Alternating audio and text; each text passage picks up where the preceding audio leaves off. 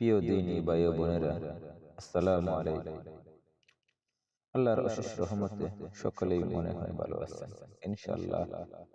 দোয়া করি আল্লাহ পাক আমাদেরকে সবাইকে সুস্থ সুন্দর জীবনে রাখুন, ইসলামের সহিত ঈমানের সহিত রাখুন, আমিন।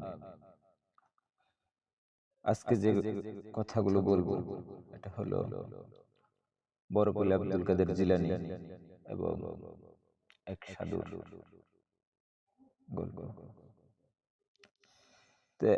এক সাধু যাচ্ছিল, পথের মধ্যে আব্দুল কাদের জিলানীর সাথে দেখা। তো বড় পীর আব্দুল কাদের জিলানীকে জিজ্ঞেস করলো সাধু যে, তোমার ধর্ম বড় না আমার ধর্ম বড়? বড় পীর আব্দুল কাদের জিলানী উত্তরে বললেন যে, আমার ধর্ম বড়, আমার ধর্ম ভালো এবং বড়।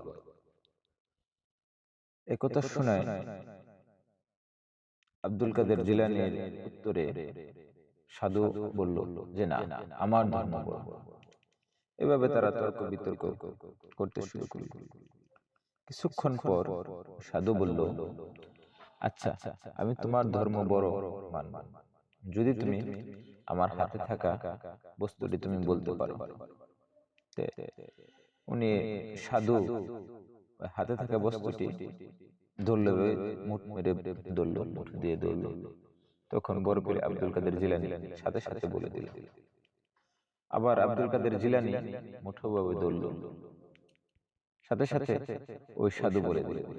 তো এভাবে অনেকক্ষণ হয়ে যায়, একজন ধরে আরেকজন বলে ফেলে। তবে তারা এক এক করে এক ধরতেছে, বলতেছে, ধরতেছে, বলতেছে।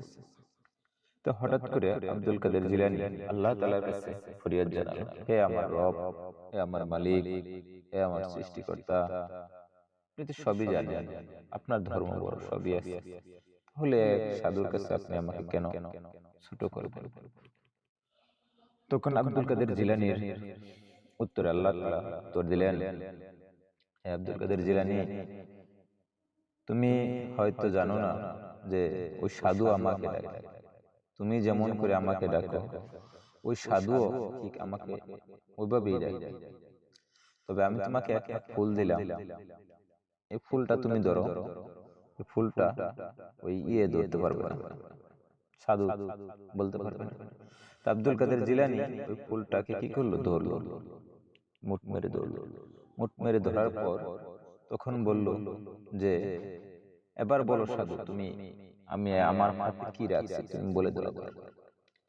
ওই সাধু তখন পাহাড় পর্বত সব কিছু চোখ বুঝে দৃষ্টি নন্দন করে দেখে বলে, কি আপনার হাতে কিছুই নাই, আমি কোথাও কিছু দেখতে পেলাম না। তখন ওই আব্দুল কাদের জিলানী হাত থেকে ওই ফুলটা ধরিয়ে দেখিয়ে দিল আর বলল যে, তুমি যতই আমল করো, যত যাই কিছু করো, তুমি যেভাবেই ডাকো না কেন, তুমি বেহেশতে পারবে। তুমি অনেক কিছুই জানো, সব কিছু মানো, কিন্তু তুমি কি করবে? বেহেশত পাবে না। কেন বেহেশত পাবে না? কারণ তুমি যে ধর্ম, তুমি আল্লাহকে ডাকো, আমি আল্লাহকে ডাকি। তোমার ডাক একভাবে, আমার ডাক একভাবে। আল্লাহ পাক সবাইকে হেদায়েত দান করুক, আমাদের সবাইকে হেফাজত করুক, আমিন। আল্লাহ পাক আমাদের সবাইকে যেন ইসলামের সহিত, ঈমানের সহিত মৃত্যুবরণ করার তৌফিক দান করেন, আমিন। আপনারা সবাই আমার চ্যানেলটাকে ফলো, একটা লাইক দিবেন। ইসলামিক এরকম আর সুন্দর সুন্দর গল্প, এরকম আর সুন্দর সুন্দর তথ্য পেতে অবশ্যই লাইক, কমেন্ট করে পাশে থাকবেন, আশা করি ইনশাআল্লাহ। আসসালামু আলাইকুম।